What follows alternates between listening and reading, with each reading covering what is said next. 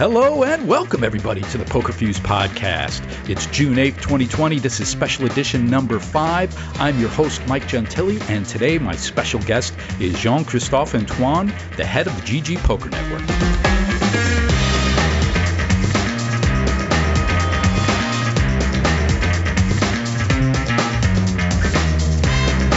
We kick things off with a look back at the WSOP Super Circuit Series that recently concluded on GGPoker, and then dive into the breaking news that the extension of the partnership between GGPoker and the WSOP now includes online bracelet events taking place this summer.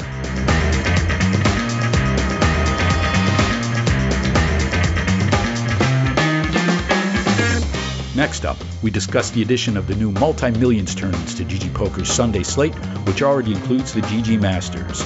Then we move on to discuss some of the special features available on the GGPoker platform. From there, we broaden the conversation to get JC's opinion on a variety of topics surrounding the greater online poker industry.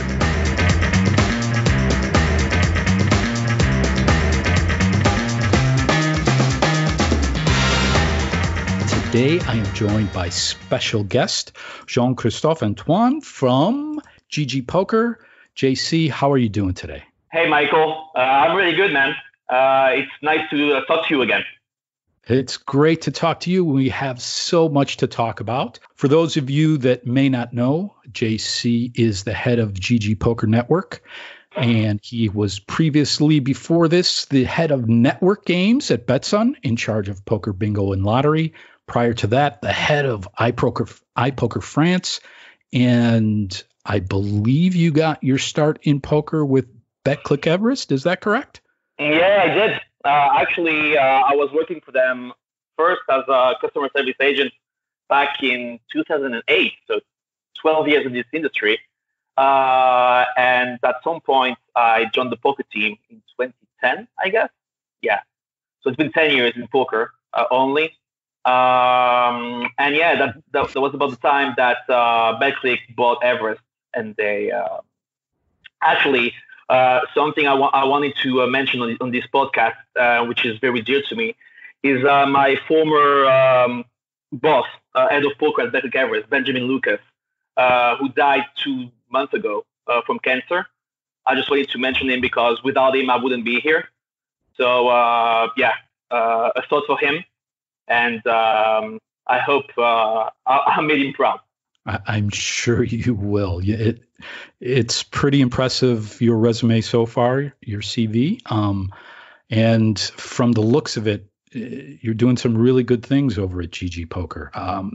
And to our audience, GGPoker is actually the skin or the front end of what we're calling NSYS, the NSYS network, which is the platform, correct? Well, so yeah, it's called, the network is called GGPoker Network. We do have a B2C brand called GGPoker, which is licensed to the UKGC. And then, yeah, we run the usual network that you might know from MPN, iPoker, stuff like that. So tell us a bit about the background of how you guys got started. It seems like you're a relative newcomer, but I think there's a couple of years of experience there. Yeah, so I've joined them 18 months ago, 16 months ago, something like that. So I won't be able to give you the full extent. But what I know is that, it was a bunch of friends from university that just weren't happy with the way the poker software were looking and feeling, and they were like, wow, all these poker software look like they were done in the 90s, which actually they were. Yeah. So they actually realized, okay, we're engineers, we can do something. And they started in Asia, they started growing there, then they expanded. As I said, they got the UKGC license with GGPoker. And you know that we got so many more skins now and so many more partners. So that's pretty much it. They're ex-poker pros, ex-esports people. Yeah. So they're really into gaming, really into poker. And that's why I think it was successful, because it's not just guys that had money and wanted to do something. They know poker well and they have it at heart, right? So. And how long has GGPoker been around itself? So the network has been 6 years, 5 years, 6 years, yeah. And the brand, the B2C brand, would be 3 years, 2017. Ah, okay. Yeah. 2017. Yeah. So that is relatively new. I think a lot of the notoriety has come even more recent than that. I think that even though 2017, yeah, that's 3 years ago, it feels like that you guys are newer to the game. Yeah, we are. I know. And it's because, up until I would say 6 months ago, we didn't really push marketing too much. We were just focusing on product. And it worked. I mean, even a year ago, 18 months ago when I joined, some people in the industry were starting to hear about GGPoker. They knew that the product was good, but we took our time. To us, the product is key. What we want is to have the best product in the world. So we know that marketing will just help promote that, but our focus was 100% product, and it worked. Okay. Well, it seems to be working quite well. Yeah. You landed yourself quite a big partnership with the World Series of Poker, and congratulations on just completing the WSOP Super Circuit Series. That was, I think, unexpected by a lot of people that the WSOP would partner with an online company that perhaps was not as well known. But from the looks of it, JC, you guys did quite the job. And I would imagine the World Series is pretty happy with your performance. Yeah, I think so. Again, I will say that, it's our product. When you show it to them, they were like, I think they were blown away, or at least they liked it. And I think that's why they chose us to go with the Super Secret, right? So, we guaranteed 100 million, and we distributed 135 million, which is pretty big. So 100 million total guarantee was what you started out, and you ended up paying how much? 135 million? Yeah, 134, 700 something. Let's say 135. Let's round it up. Okay. Yeah. Wow. That's quite something. I know that at the time that you guys had announced it, that was the biggest guaranteed prize pool for an online poker tournament series ever. I think maybe one of your competitors got a little jealous. PokerStars came out later and bumped up their guarantee scoop. But wow, $100 million that's a lot of money. It is, yeah. And, it's also the number of entries. Almost 500,000 entries. The main event got like almost 10,000 entries for 1 million guaranteed in the end. Not guaranteed, but distributed prize pool. Mm-hmm. And also, I know that some of us knows us from the high roller scene, the 25Ks. And we had one high roller, 25K. This was, frankly, we didn't expect that. 505 entries with the largest prize pool we ever had, 12.3 million or something like that. That was right. Even us we were shocked. We're like, whoa, did we just do that? Yeah, we did. Okay, that's good. That's pretty good. That is quite the accomplishment. So that you gave out a total, I think it was 18 circuit rings during that series. Is that correct? Yeah, 18 rings. Yeah. Okay, and the WSOP was so happy with your performance there that they decided to give you some more business, huh? Yeah. So what's going to happen, and you're probably going to see the article on Pokerfuse today, is that we're launching the WSOP Online with WSOP. I should say WSOP Online Bracelets, I guess. Yes. So yes. So I guess that's pretty big for everyone. You're going to be able to play on GGPoker and win a proper bracelet from the WSOP because, as we all know, the WSOP Vegas was postponed to fall 2020. But I think WSOP felt that a summer without WSOP bracelets is not a real summer, right? So they were so happy with us, and we agreed that it would be perfect to go for it. So yeah, we're doing this. It's gonna start July 19th. It's gonna last for several weeks. You'll probably see the final date on the article, but just read the article. You'll see. Yeah.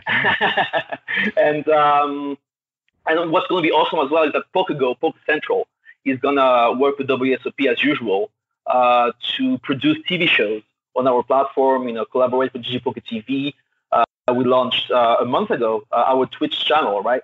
They're gonna work with us. We're gonna stream the major event final tables, every event that is worth it or that we deem worth it. And I can also say that Norman and Lon are likely to be involved. So yeah, the broadcast team, all the big guns are probably going to be on this one. So that's I won't call it unprecedented territory, but to have, especially on this level, the broadcasting of online poker is going to be very different, I think, than a lot of things that we've seen so far in the industry. Usually a lot of the streaming events outside of Twitch, that is, are for live events. Now it's going to be a bit more online focused. I'll be very interested to see what PokerGo does with the platform and how they make that content interesting for the audience. Yeah. So I won't disclose everything, of course, because some of it is being finalized as we speak. Some of it we don't know yet. But what I can tell you is that they're going to have interviews in their Vegas office, Vegas studio for sure. We're going to have, maybe you checked our GGPoker.tv streams last month, but we're doing cards up with some delay. I think we were maybe not the first ones, but the first one that really did that every week for WSOP events. So yeah, we just have like a 2 or 3 hour delay, and you have the cards up. You can see them as in if it was on TV, right? So yeah, it's gonna be pretty awesome. I think people are going to enjoy it, and I really look forward to it. It should be quite the experience. I think, we're, as a society, we're adapting to the new normal, and this is right in line with that. We're used to having live events, WSOP, in the summer. Now they're online. We're going to be doing new things with the broadcast of online poker. I'm excited. I can't wait to. Unfortunately, I won't be able to play, but I can't wait to check out the coverage and just see how everything unfolds. It really has got me excited, and I would imagine it's got a lot of the poker playing community excited as well. Yeah, I hope so. Guys, just watch this space. You'll get more news in the coming weeks. Yeah, and this news is coming on the heels of some other news that I think is really big, and that's you guys recently announced multi-millions. And for listeners, if they're unfamiliar with exactly that is, there are 3 phased tournaments that conclude on Sunday. So they're basically Sunday majors with a $1 million guarantee, a $2 million guarantee, and then a lower event buy-in that is approximately, I think it's 170,000 in US dollars. And that is denoted in Chinese currency. Is that correct? Yeah, Chinese yuan. Yeah. Yeah. By the time, you know us. I don't know if everyone listening to this podcast knows us, but you must know that by now we're very, we take risks, and we wanted to test that. We had an awesome month in May with WSOP. We had a lot of players joining our platform playing poker. What do we do for them? Is there something that's going to work well? And yeah, we're just testing the waters. Maybe we're going to fail. Maybe we're going to smash it. Who knows? but that's how we roll usually, right? We test stuff and we see if it works. I mean, if it doesn't work, we can always just not do it anymore. If it works well, we can always increase the guarantee or whatever. So yeah, it's very exciting as well. You know, it came from, okay, we had this awesome, unbelievable month of May. Let's do something for our players. Let's see how they like it. Probably going to do an article tomorrow or something that says, oh my God, most Americans either miss the guarantee or smash the guarantee. So, you know, let's look forward to that. Right. Yeah. So, and I think, you know, looking up and down the lineup, it's pretty easy to say, okay, $1 million guarantee, $2 million guarantee. So what? You know, prize pools have been exploding and expanding for quite some time. But if you look at Global Millions, which is the $1 million guarantee, that comes with a $100 buy-in. That's pretty special. It's special. It's risky. It's aggressive. It's dangerous. It's how we like it, you know. And again, it's a test. Yeah, I was just gonna say that we also have the $2 million guarantee. The buy-in for that one, the High Roller Millions, it's called, is $500. I can that one. I don't know, for some reason the Global Millions is really sticking out to me as special. Perhaps it's because the price point is so closely related to GGMasters. Do you see that do you anticipate some cannibalization there? Do you think that GGMasters is going to suffer because you're offering this Sunday tournament with a $1 million guarantee and a similar buy-in? I don't really think so. So first of all, the $100 $1 million guarantee, the Global Million, is a phased tournament. So you can have day ones every day. You can play whenever you want, and you know, you play day two on the Sunday. Okay. The GGMasters, you only play on Sunday. You need to be here at the right time. There's some late range, of course, but you know, it's a freeze out. You only have one bullet. It's $150. The other one is $100. You could say it's not a lot of difference, but actually at these ranges, $100 or $150, not everyone can play 150. Not everyone can play 100. And probably some of the people would play with the 100 during the week and play day two on the Sunday.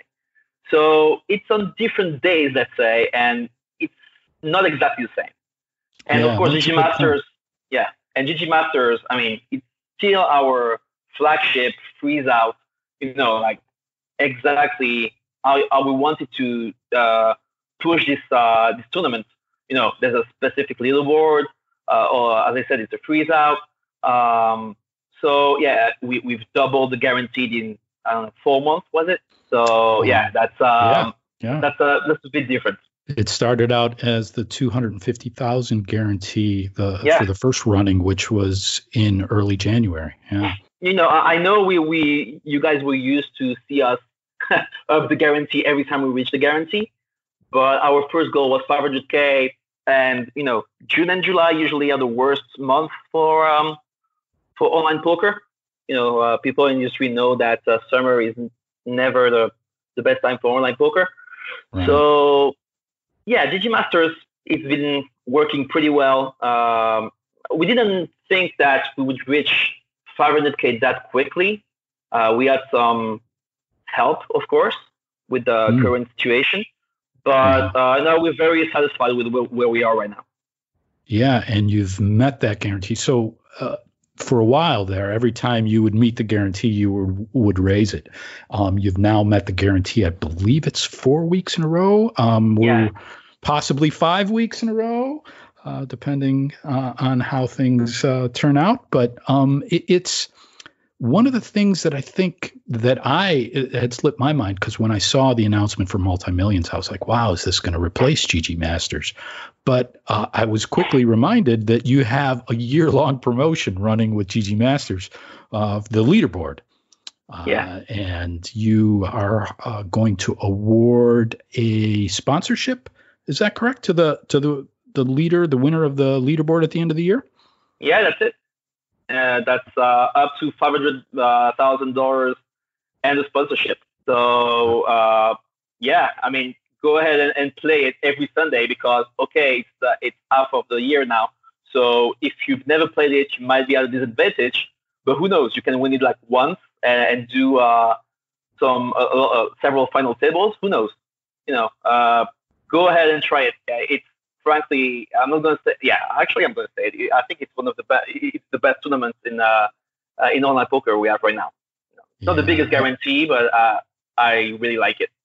I think the freeze out aspect of this tournament really stands out for players, at least from what I've gathered social media and just talking to people that have played it and such. That's one of the standout features, along with the combination of the guarantee and the affordable buy-in, I think, that have really helped the tournament succeed. I was talking with our super sleuth over at Pokerfuse, Anuj, and we were discussing the relationship between Multi-Millions and GGMasters, and he reminded me that not only do you have a year-long promotion, but part of the prizes for that promotion are entries into GGMasters for 2021. Is that correct? Right? It is. Yeah, of course.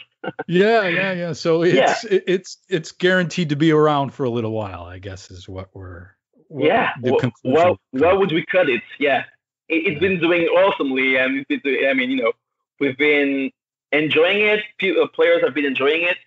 You were talking about this, its affordability, but even if you can't afford it, you can stake players there. So, it's pretty cool.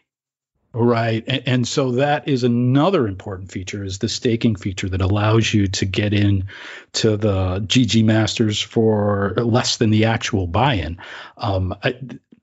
I would get into that, but let's move on. We can post an article about how you can utilize the staking feature on GGPoker. It is quite big news, and there's more news that keeps coming. And this may be more industry focused and maybe not for consumers itself. But you were recently awarded a license by the Malta Gaming Authority, correct? Yep, we just got it like 2 days ago, I think. The B2B MGA license, which is a very important license to get in Europe. And we couldn't be more thrilled, because that shows we do things right, or we want to promote online poker in all the markets we can, do it properly, and that only shows our will to do things right and continue promoting poker everywhere. Is there going to be, what advantages, besides reputation, which you'd mentioned, which is a pretty big reason to get that license, what other advantages are there for being licensed in Malta? Well, a lot of other companies and partners are licensed in Malta. So if you want to work with them, you need to have the same license. You need to be able to bring them on the MGA license. So that's very important, actually. All right. And are you pursuing licenses in other jurisdictions? The U.S., for example, is of particular interest. I'm curious as to your plans for continuing into these regulated markets. So the overall answer is yes, we're looking for new licenses. There are a lot of regulated markets all around the world, and in specific countries like the U.S., each state is, not each state, but some of the states are regulated. So we are looking for a lot of licenses. I'm not going to disclose any of these, but a lot are going to come in 2020 and 21. What I'm going to say about the U.S. is sooner or later, in any way, shape, or form, players in the U.S. will be able to play on our platform. I know it's a little bit vague, but that's what you're going to get today. Yeah, I understand. Some information needs to be kept confidential. Exactly. There is some public information out there, though, and that would be that I saw that NSUS has applied for a gaming license in Pennsylvania. How's that going? Is there anything you can share there, or is that more of let's wait and see? It's a let's wait and see. Yeah, it's there's nothing I can disclose right now, but I like that you have an eye on all these things. That's very good. Okay. Fair enough. And I thought we were done with all of the recent news for GGPoker, but I did leave out. Ever? Yeah, I did leave out one item that is, I think it's capturing the attention of the poker industry, or has for much of this year so far, and that's the use of real names at the tables. I know that there's been some talk. Rob Young, from a partner with GVC and Party Poker, has been championing that cause recently, and you guys have dove into that pool. What can you tell us about how real names are used on GGPoker, and is that something that's likely to expand to include more games and more tables? We like it, absolutely. We think it's a good thing for online poker. We don't know yet if it's good to do it for everyone on every format, every game type, etc. So what we're doing is we are trialing it.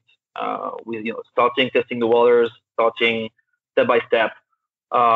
So we are starting doing that. I think we started like 3 weeks ago, our VIP table. So we're slowly rolling it out, and if it works well, then we will expand it. If it doesn't work well, we'll review it. How does the regulatory aspect of online poker play into the use of real names? Is that something that they encourage, discourage, or they really are indifferent to? Well, first of all, if you want, when you register, you can choose your real name as a nickname. I haven't seen anything in the world, any law that is saying that you shouldn't. Okay. I don't think there's any problem with this. But I'm going to say I'm not a lawyer, I'm not a legal person, so sure, I might like the knowledge, but I don't think there's anything there. I'd be happy to hear differently if anyone has any information, but yeah, I think we're good there. I don't think anyway competitors would promote it if it was a problem. But, yeah. I was just curious if there were privacy considerations. I know that, and I'm not quite sure exactly the reason, but I know that some operators have expressed privacy concerns in the past when asked to divulge information that the community wanted to know. And so I wasn't quite sure if perhaps there were some privacy concerns around the use of real names. But I guess if the player chooses their real name as their screen name, then you are, as a company, are not divulging any confidential information. They are doing it themselves. Yeah. Okay. I think it's fine. All right. What kind of feedback have you had so far on that? Is it something that you think mostly players good, like? Yeah. It's been adopted pretty well. Yeah. And I think it's more lively on the VIP tables, right? I mean, everyone sees who their opponents are. Everyone is playing each other. I think it's better for poker. So far it's been really good. I can't tell you how well it's going to be in a month or two. Maybe it won't say that good, but for now it's fine. Yeah. Okay. Good. It's interesting to see that kind of evolution happening. I think overall it will be good for the game personally. I think it will kind of do a little bit to boost the reputation of online poker. There's still all these players that sometimes try to accuse online gaming of being rigged. Rigged-tards, I believe they're called in general. But I think sunshine is a good disinfectant. I believe that's the saying. So I'm hoping that online poker gets a reputational boost from using real names. So it's good to see that you guys are trending in that direction. Yeah. Okay. So let's talk about the platform a bit. You had mentioned that the software is definitely something that people have been giving you positive feedback on, and looking at your software, trying to see what are some of the things that you guys do that everyone does, and what are some of the things that you guys do differently. One of the big things that jumped out to me is that you don't have traditional sit and goes. Tell us a little bit about why and when or if they may be coming. So actually, technically, you're wrong. We do have sit and goes. All right. We do have one. I think it's one on-tap sit and go satellite for GGMasters. I think we have that to the client. So technically, we do have them. We also have jackpot sit and goes, spin and gold, right? So again, technically, we do have sit and goes. But the real answer to that is that we believe that normal, like the old, let's say, the sit and goes are dead. We don't believe in them at all. So we don't have any plans to develop them further. Jackpot sit and goes and sit and go like on tap SNG satellites. To us, it's sufficient. Let's say. Right. So then beyond the satellites, what I hear you saying then is that the combination of spin and goes and I guess maybe even fast fold cash games are feeding the appetite for the online poker environment, huh? Yeah. I mean, it's like other formats that didn't really do well in MTTs, for example. You can think about shootouts or multi-entry. A lot of people tried different features for MTTs, and some of them stuck, some of them didn't. I think it's the same for sit and goes, right? Jackpot sit and goes, I think, just took over and made the old sit and goes obsolete. So I'm sure some people still play normal sit and goes on competitors, but that would be like the bottom of our list. And again, we do have them technically, right? So it's not like we can't do it. It's more like we won't do it. But if tomorrow, the new fad and the new craze is sit and goes, then it's there. We can have it in a month or even less. So, we're focusing on way better features in our opinion. All right, that covers sit and goes. What other kind of features on the platform? We've mentioned earlier that you have a built-in staking feature, so that's quite special. Not one that is very common in online poker. I think you guys are the only ones that have that built into your platform. And you also have built-in tracking software, correct? Are you guys No, there are other operators that also have built-in tracking. Party has I forget the name of it, but they have My Poker. Oh, I forgot. I think it's My Games or My Game. Yeah, I was going to say they're your competition. You probably know really well. What are some of the other features of the software that users may not know about that you think makes GGPoker stand out? So yeah, we have so many actually. We have Smart HUD and Smart Betting. So for example, Smart HUD, you mentioned it. It's our built-in tracking software. So you can see, if you're running hard, if you're running cold, you have so Smart Betting would be some machine learning help for you to bet. So again, don't get me wrong. It's not like we're telling you what to bet or what amount to bet, but based on your behavior, the machine learns what you prefer and gives you 3 or 4 different betting 70%, 5%, 50%, etc. 52%, 53%. They just learn how you play and how you usually bet, and they give it to you on mobile. It's very, very good because I don't know if you play on mobile, but when you want to be very specific on the amount and you're trying to move the cursor or whatever, it's very annoying. So. Smart betting really helps. We have so many, and I could list them all here, but then we would be here for 3 hours. So, well, one that I wanted to ask you about, sure, is cash drops. So we saw cash drops is a way of distributing rewards right at the table, and we saw that concept introduced with Run It Once, and very quickly, you guys were like, hey, this is a good idea, and you implemented it right away. how have you seen players react to that? Do they like to get those immediate rewards right away, or what kind of feedback have you had with the cash drops that you have at your Russian cash tables?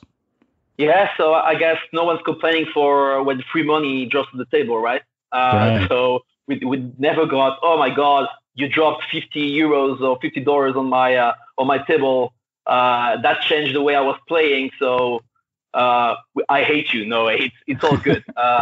It's pretty good. Yeah, I mean, it's actually nothing new. I would even go back to when I was at Betson and we were on the rest in peace MPN.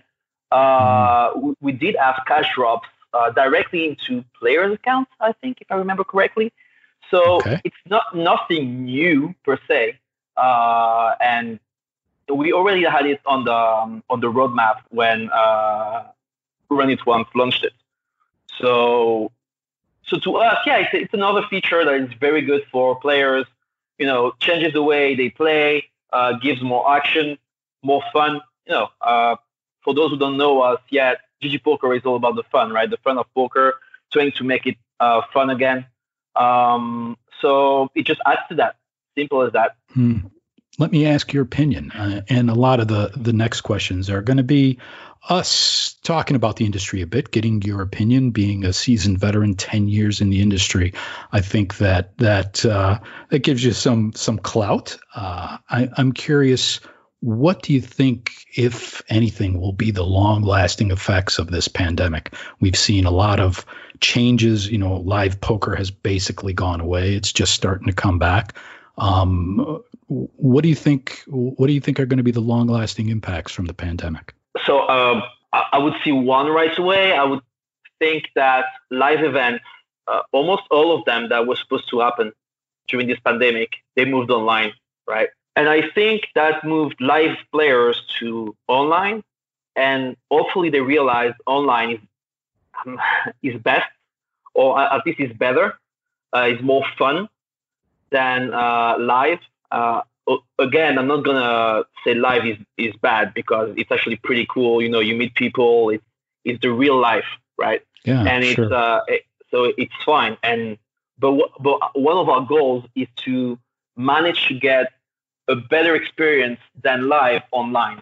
So people would come online and say, I'm gonna have a blast. I'm just not gonna play poker because I'm home, and what am I gonna do? It's like, I want to go to GGPoker because this is awesome. I can run it twice. I can run it three times. I can squeeze the cards. I can do some stuff I cannot do live. Maybe I can see my friends with webcams in the future.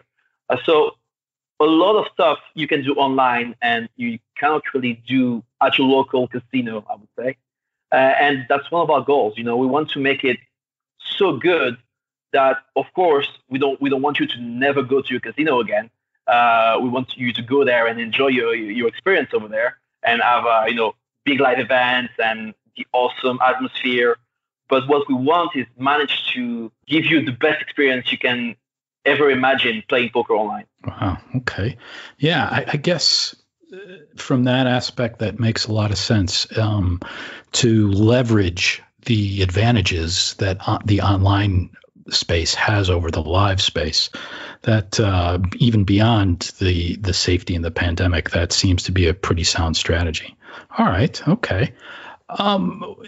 Anything else that you see as a lasting impact of the pandemic? We've seen, for example, traffic has shot way up. Is that sustainable? No, I don't think so.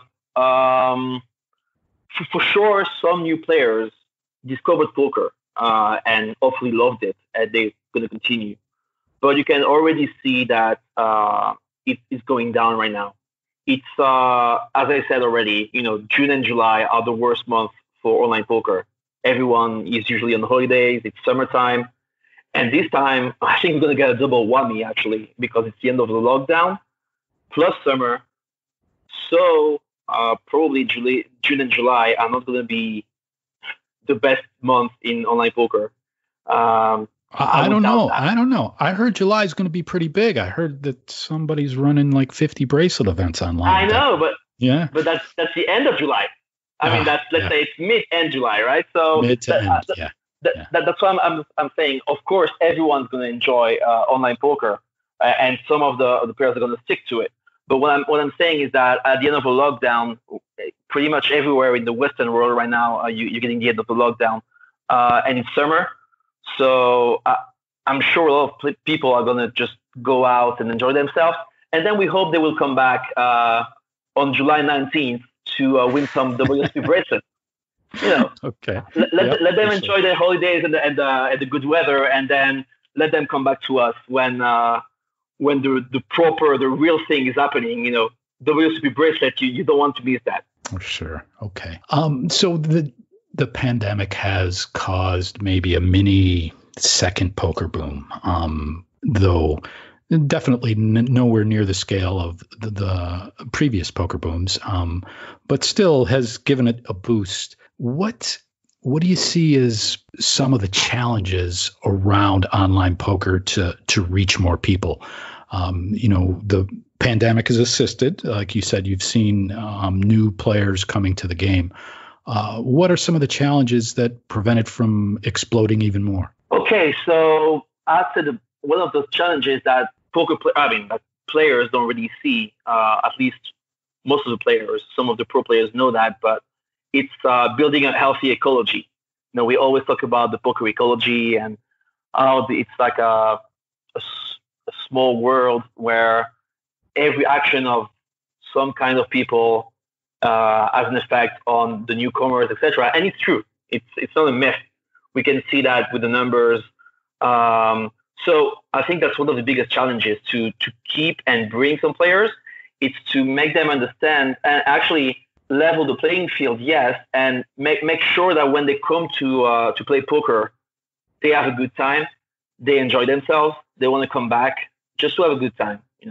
And I think that's one of the simplest things to say, but one of the hardest things to do. Especially with in 2020 when you have everything to be the best at poker. If you spend the time, you have all the tools, all the books, all the videos, everything. If you want to go there, you can. But we are on a total different path. As I said, we want to give you the best experience for you to just say, okay, I've just came home. I'm tired from my day. I'm just gonna have dinner. Maybe I can spend 1 or 2 hours having fun, try to win some money. But even if I don't win some money, I'm going to have a good time, right? So that's pretty much the goal. And I think everyone should aim achieving that. But as I said, it's very difficult to achieve. So it's everyday combat, let's say.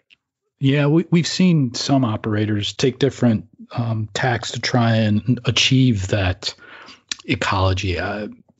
You've seen rewards used, for example, to try and use rewards to balance that ecology, with individualized rewards. We've also seen like Party Poker, it appears their philosophy is bring everyone in and the ecology will manage itself. They're out there, they're courting high volume professionals. They're courting the new players. They're doing everything that they can to just try and include everyone.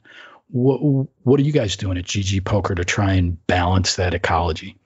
So we also open arms to everyone as long as they play in the spirit of the game, in the spirit of our, let's say, online poker room, online casino, right? So as I said, we don't want to reward players that are, bum hunting or, let's say, are toxic to the game and are going to give a bad time to anyone, newcomers, but anyone playing. So what we're doing is that we're trying to promote that in promotions. I mean, we spend so much in promotions every month. This month we're spending $2 million in promotion in June. I mean, I don't even think we've ever done that before. 2 million is a very big number. And we've been doing that for months. I think when I started, we were giving away 500K, 300K a month. And then as we grew, we went to 1 million, 1.2, 1.5, now 2 million. So we're trying to promote every game we have as well, the fun games. So we have all in or fold. We have Russian cash with the cash drops. So there's pretty much everything for everyone on our platform. That's an interesting philosophy. Yeah, is to provide incentives for the groups that you want instead of perhaps trying to limit the appeal to particular groups. Interesting. Okay. What would you say, JC, is the biggest opportunity that online poker faces right now? What is staring online poker right in the face, and all that the industry needs to do is reach out and grab it? What's that big thing that you think can really change online poker for the better? So, everyone is doing it, but I think most of them are doing it poorly. And okay, I'm going to brag a bit here, but I do think we have the best mobile product out there. And I think that's mobile. And that's mobile because you need to realize that the new generation of players, 18 to 25, what you call Generation Z, I think now, most of them never really had a laptop or actually a desktop at home, and they only play on mobile, right? So they don't even think about desktop. If your product is not awesome, perfect on mobile, they will never know that it's good or better on desktop. They will say, desktop. What do you mean? Is that good on mobile? Yeah, okay. Let me play my game.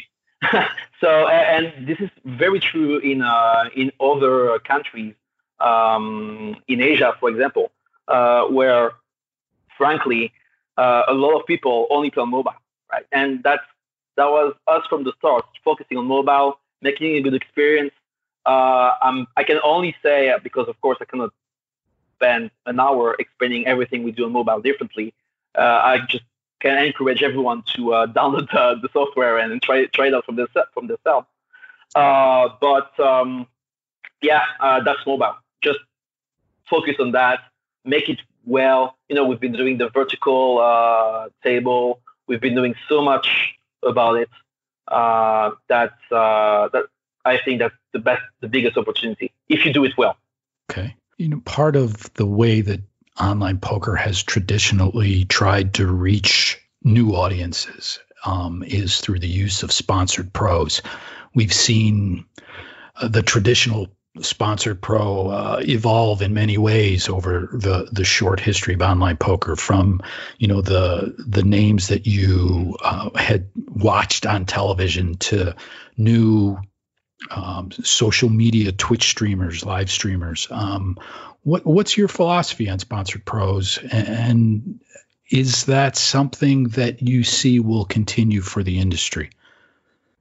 I think that's up to every company, how they see it. I can tell you how we see it.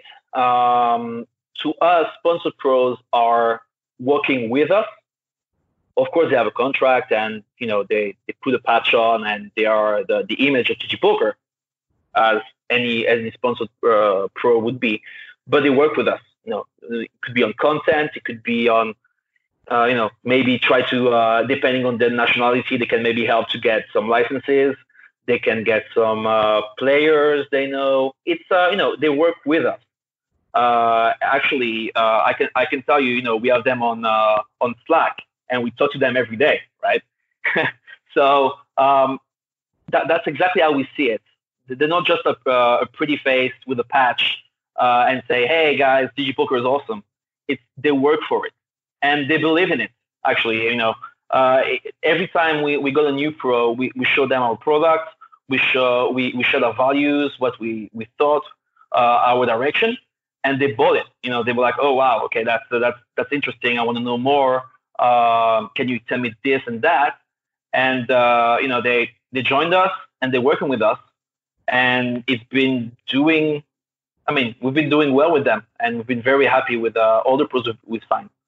Well, I think that this conversation should probably, we should mention your sponsored pros. After all, you do have arguably the most recognizable name in poker in Daniel Negreanu as your top sponsored pro. Tell us a bit about your other sponsored pros. Sure. So we have Bertrand Elki Gropelier, which is the biggest winner of all time in live tournaments from France. He's also a former esport player. So we click well because he used to play StarCraft, and I'm actually a fan of StarCraft as well. He used to play Hearthstone with Team Liquid. He's very well versed in streaming, so he's doing some of that with us. We also have Fedor Holtz, who joined us a month ago with his poker code school, right? Yeah, you lured him out of retirement. Yeah, I mean, was he really retired? Sometimes he was playing a bit, etc. But yeah, he was mostly retired. I think, he saw an opportunity to come back and also do something different because, he does have a poker school. I mean, let's say, or masterclass, any way you want to call it. And you could think that it doesn't really match with GGPoker, wanting to make everything fun and less skill-based, etc. But actually, as I said, we welcome everyone. So everyone can work on their game, make it better. We help you actually in the game with our Smart HUD, with PokerCraft, our analysis software you have built in. So we're not against that. We just don't want it to be only about that. So as I said, we also have Felipe Ramos from Brazil, which is very cool, very dedicated, streams all the time. And that's and of course, I mean, the first one, the OG, let's say, Bryn Kenny, that is with us, that's been with us for I think the beginning or very close to the beginning. And is there anything to say about Bryn Kenny? He's the all-time monolith winner. Every time he's on the podcast, he's he's about good vibes and enjoying life and a bit of personal development, pretty much, right? But also one of the best players, I mean, if not the best player right now in the world. So everyone has their part to play in it. Everyone has been chosen for different skills or potential avenues to help us. So yeah, I think we have a pretty good team right now. It would be really interesting. I would be interested in seeing all your sponsored pros sitting down playing against each other. That sounds to me like that would get some attention. Well, some of it already happened on the tables, I guess. But we didn't do SNG with everyone yet. Yeah. But that could be a good idea. Yeah, I mean, who knows? If we ever manage to get them in the same room at the same time, that could happen. But cool. We don't know when the planes are going to fly again. They're all scattered all around the world. So I don't know. Yeah, we'll see. Yeah. And I don't expect you to reveal any names, but I am curious. Are there any potential signings of new sponsored pros that we might see this year? Let's see. I can say we're talking to everyone that want to talk to us. Okay. I can say that. Then I don't know.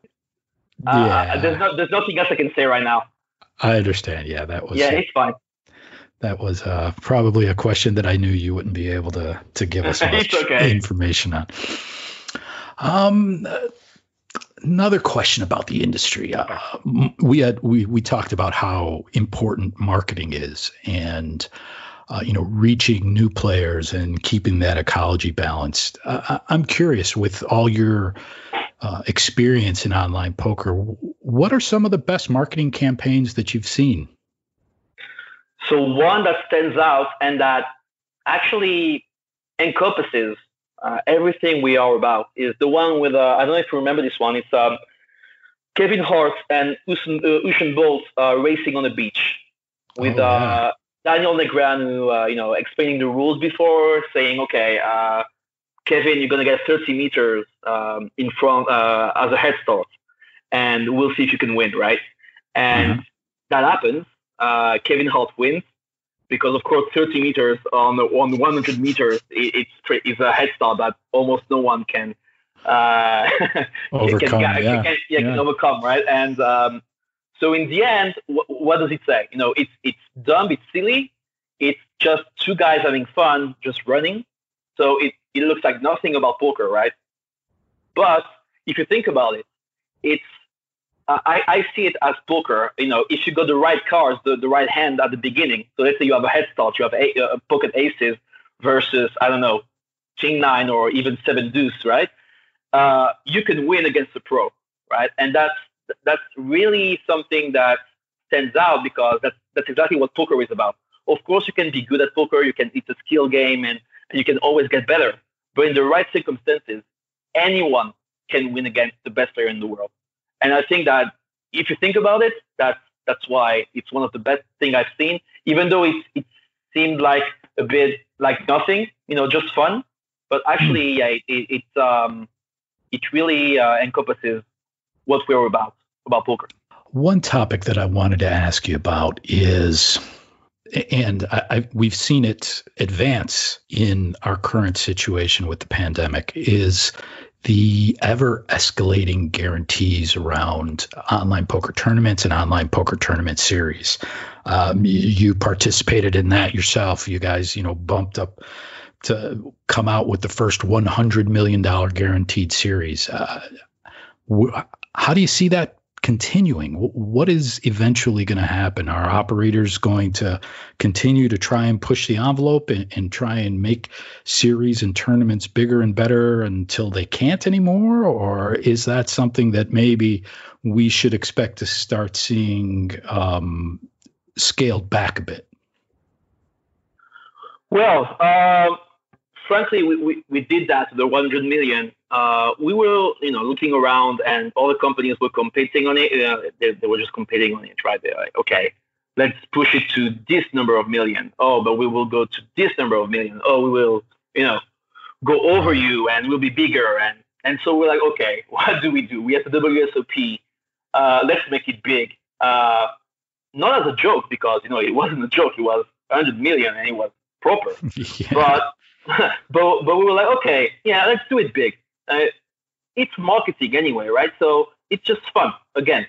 So 100 million, WSOP, all the stars come to us. It's gonna be awesome. But we don't really like, it could get silly, right? I don't think we're gonna continue, going over and over and over and over. But the funny thing on this one was, you can see us as underdogs. Maybe not anymore, but up until then, we were growing and growing, and no one really knew us, except competitors, I guess. But not even some of them. I would think it was funny to see them try to catch up with us. We're like, okay, that's funny. But yeah, we don't really think that 100 million, 200 million, 300 million, 1 billion, why not? Right. That it's marketing. It's fun. I think maybe there's an opportunity, because it's hard to be the first one to step away, and not try and outdo your competitor. But maybe we have an opportunity right now where the whole industry could say, hey, look, those were pandemic level guarantees, and maybe the industry itself starts to scale downward going forward. I'm not sure if that'll happen, but it'll be interesting to see if that's an opportunity that maybe the industry decides to leverage and move in that direction. Indeed, yeah. All right, so we are getting close to wrapping up. I've got one more question for you. What are some of the goals that you have, obviously, as the head of the GGPoker Network? I'm assuming that you set goals for your team and for your company. What what, if any, of those goals can you share with us? Where do you guys want to be at the end of this year? Where do you want to be at the end of next year? Where do you want to be, in the not too distant future? Sure. Well, the simple answer will be the highest possible. But I can go back to, let's say, a couple of goals that we have. And I've already touched on them in this interview. It's the first one that is, as I said, really important and really hard to do is building a healthy online poker ecosystem, and that you can sustain. Because it's one thing to, let's say, clean everything and have it healthy for like 1-2 months, but can you do that for years? That's very difficult, So that's I would say that's the main goal. The second one also I mentioned is having an online experience that surpasses the live one, and again, not to replace the live one, but to make it available to anyone, anywhere, at any time, and just make sure they have a good time with us. And I would say, and the last one, which is probably obvious, but if you take the online rankings, we kind of second, let's say. Yeah. So when you second, where do you want to go? You want to go to the first place, right? Right. So yeah, that's a goal. Maybe not this year. I'm not sure we can achieve that, but yeah, that's a midterm, long-term goal, let's say. Yeah, I was going to ask you, what's the timeline on that one? Because it's always easy to shoot for the, for the top. But all right. I will not give you a timeline, of course, because that will be held against me in X months or years and say, oh, he said that and he failed miserably, or they actually, oh wow, they managed to do that and it's awesome. I'd rather not take the risk, but yeah, let's say as soon as possible, we'll work as hard as possible. I'm gonna use this last question to give a shout out to my teams. Actually, most of them I hired end of last year. Some of them didn't have a lot of experience in poker, but they were very experienced in other parts, and we did well. Our product team, our development team is astonishing. Our marketing team is grand as well. And just GGPoker, we just, I know it's obvious, but we work hard and we play hard. And yeah, a big shout out to them and good luck to us reaching number one day. Thank you, JC. I appreciate you taking the time to sit down and discuss everything that's going on. There's so much going on over at GGPoker. I know that there's probably a lot of interest to hear you. I'm not sure that I've heard you on an interview before. So I'm guessing that there's going to be at least some interest in that. And we've covered some really great topics. Thanks again, JC, and good luck with good luck with the WSOP bracelet events online. That's special. Yeah, thank you very much. We look forward to it. Go GG, I'll say. All right. Thanks again, JC. Bye.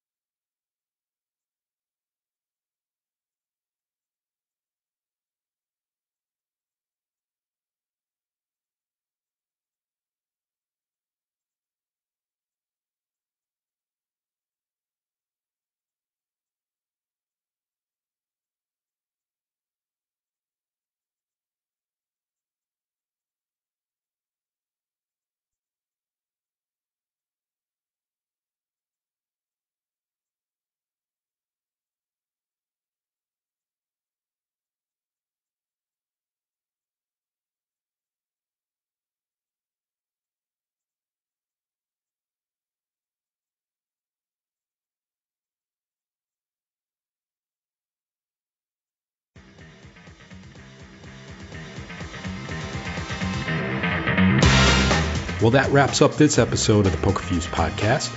As a reminder, please give us a like and a subscribe wherever you get your podcasts. And you can also follow us and interact with us on Twitter. Nick is at PokerProJones. I'm at SpookyBugs. Thanks, everyone, for tuning in.